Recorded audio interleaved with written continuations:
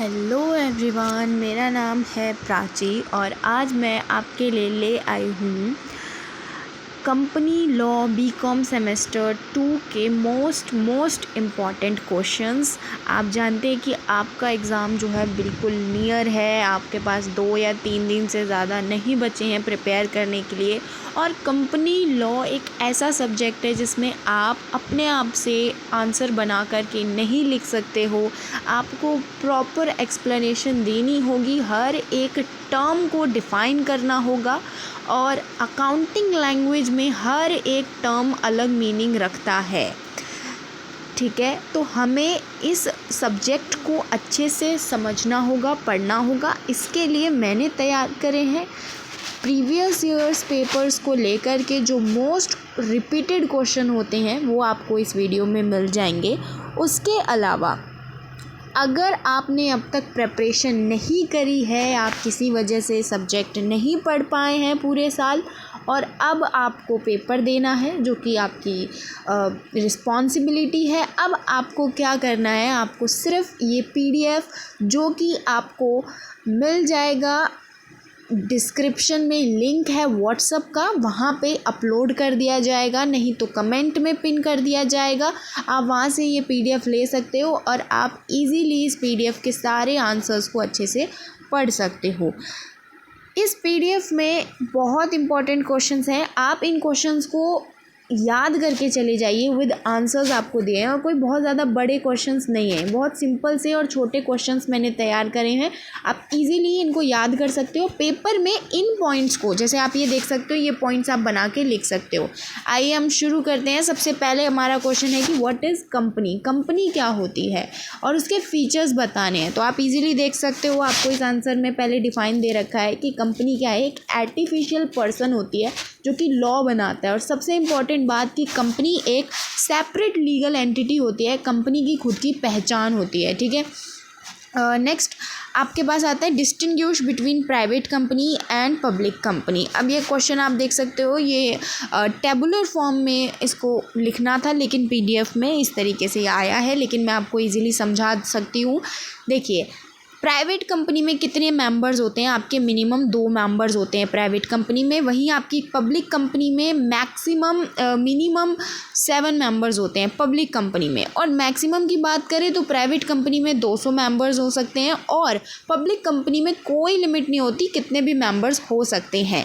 अब share transfer कैसे होते हैं, प्राइवेट कंपनी में रिस्ट्रिक्टेड होते हैं शेयर्स को ट्रांसफ़र करना और पब्लिक कंपनी में फ्रीली हम ट्रांसफ़र कर सकते हैं शेयर्स को। उसके बाद प्रोस्पेक्टस को हम प्राइवेट कंपनी में इशू नहीं कर सकते लेकिन पब्लिक कंपनी में कर सकते हैं।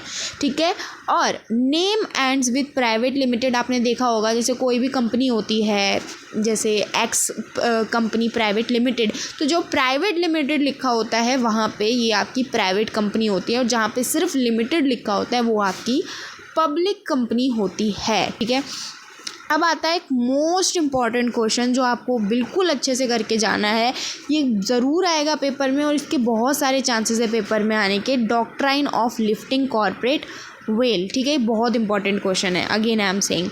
ठीक है, तो अब आपको क्या करना है कि आपको इस क्वेश्चन को अच्छे से तैयार कर लेना है और आपको किसी भी तरीके से इसका आंसर नहीं भूल के जाना है। ये बहुत इंपॉर्टेंट क्वेश्चन है।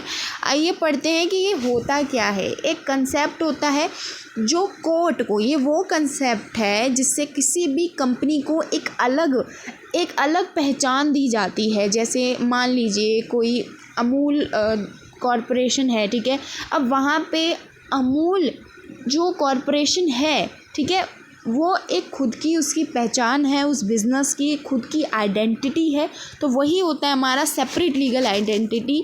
और वो बिज़नेस अपने मालिक के नाम से नहीं जाना जाता, जो बिज़नेस जो है एक अलग इंसान माना जाता है, एक अलग एंटिटी जिसकी खुद की पहचान है वो माना जाता है। ठीक है, अब नेक्स्ट क्वेश्चन ये भी बहुत इंपॉर्टेंट है, मेमोरेंडम ऑफ एसोसिएशन। इसके अलावा एक और इम्पॉर्टेंट है आर्टिकल्स ऑफ एसोसिएशन, वो भी इम्पॉर्टेंट है काफ़ी। ठीक है, अब आपको इसके मेन क्लॉजेस कर लेने हैं। देखिए अगेन आई एम सेइंग कि मैंने जो है काफ़ी ज़्यादा लेंदी नहीं बनाया इसको कि आप याद ना कर पाओ। आप इसकी डिफ़ाइन खुद लिख सकते हो, जैसे नेम क्लॉज है, आप खुद से डिफ़ाइन कर सकते हो कि नाम जो है वो कितना इंपॉर्टेंट होता है, object clause, liability clause, capital clause. तो इसको शॉर्ट में बनाने का सिर्फ एक ही रीज़न है कि आप इसको याद करके जाओ। याद करना बहुत इंपॉर्टेंट है। बाकी सब्जेक्ट्स में मैं कहती हूँ कि आप पढ़ के चले जाइए, लेकिन इस सब्जेक्ट में आपको याद करना पड़ेगा, ठीक है। अगेन देखिए अभी कहा था मैंने articles of association important question है और वो आपका आ गया, ठीक है। तो ये काफ़ी इंपॉर्टेंट है, आप इसको भी कर लेंगे अच्छे से। अब आता है शेयर। अभी आप कॉर्पोरेट अकाउंट का पेपर देकर आए हो तो आप शेयर्स जो है अच्छे से समझते होगे, फिर भी आपको पढ़ लेना है कि 2 टाइप के शेयर होते हैं, इक्विटी शेयर्स और प्रेफरेंस शेयर्स। इन दोनों के बीच डिफरेंस करना है, ठीक है। क्या होता है इनके बीच, टैबुलर डिफरेंस करना है बेसिस के ऊपर, ठीक है। अब एक और इम्पॉर्टेंट क्वेश्चन, प्रमोटर क्या होता है, प्रमोटर क्या होता है और उसकी लीगल पोजीशन क्या होती है प्रमोटर की, ठीक है। अब हम पढ़ते हैं कि एक ऐसा पर्सन होता है जो कंपनी को फॉर्म करने का आइडिया कंसीव करता है, उसके अलावा इनकॉर्पोरेशन के भी काफ़ी सारे स्टेप्स वो लेता है। लीगल पोजीशन क्या होती है कि एजेंट नहीं होता है, ठीक है, ट्रस्टी नहीं होता है, किसी भी फॉल्स स्टेटमेंट के लिए लायबल होता है। अब आते हैं हम next, what is prospectus. Prospectus क्या होता है, प्रोस्पेक्टस और उसके कंटेंट्स बताने हैं आपको। देखिए अगेन जैसे क्लॉज वाला भी हमने करा था, सिंपल आपको कंटेंट्स लिखने हैं, आप इजीली लिख दोगे, कोई ज़्यादा बड़ी चीज़ नहीं है जो आप याद नहीं कर पाओ। अगेन आ गया शेयर कैपिटल और उसके टाइप्स आ गए। अब ऑथराइज शेयर कैपिटल, आपको पता है कि ऑथराइज शेयर कैपिटल वो होती है जो मैक्सिमम लिमिट कोई भी कंपनी इशू करती है और वो बताती है कि हम इतने इशू करेंगे, इससे ज़्यादा अमाउंट तक हम इशू नहीं करेंगे। फिर इशूड होती है कि हम कितने इशू कर रहे हैं।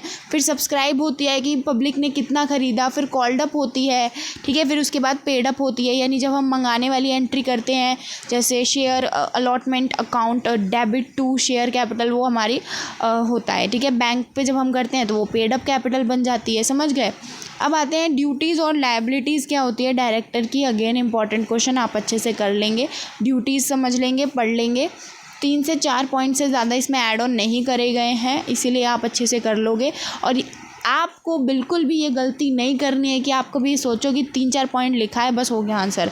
आपको इन 3-4 जितने भी पॉइंट है एक्सप्लेन करना है। मैक्सिमम आपको, मिनिमम आई वुड से कि आपको 6-7 लाइन जो है कवर करनी है इसको एक्सप्लेन करने के लिए। आप अपनी आंसर शीट में कुछ इस तरीके से भरेंगे कि आप एक पेज में सिर्फ 2 पॉइंट आए, आपको इतना एक्सप्लेनेशन करना है। एक्सप्लेनेशन देखिए SOL डिपार्टमेंट में जब पेपर चेकिंग होती है उन्हें बहुत सारे पेपर चेक करने होते हैं, आपका एक एक लाइन पढ़ने के लिए कोई नहीं बैठा है।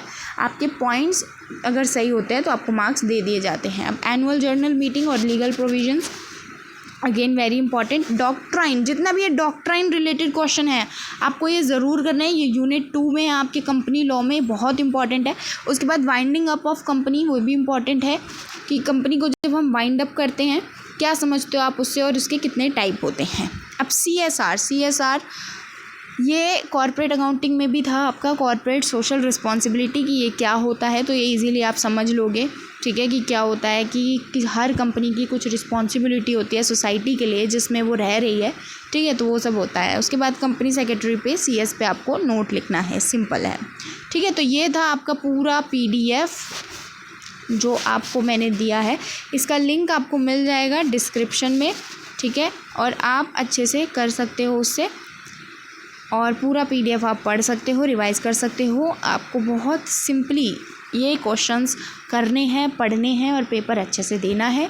कुछ समझ नहीं आता है तो कमेंट कीजिए, मैं रिप्लाई ज़रूर करूँगी आपका। तब तक के लिए पढ़ते रहिए, be serious and study hard.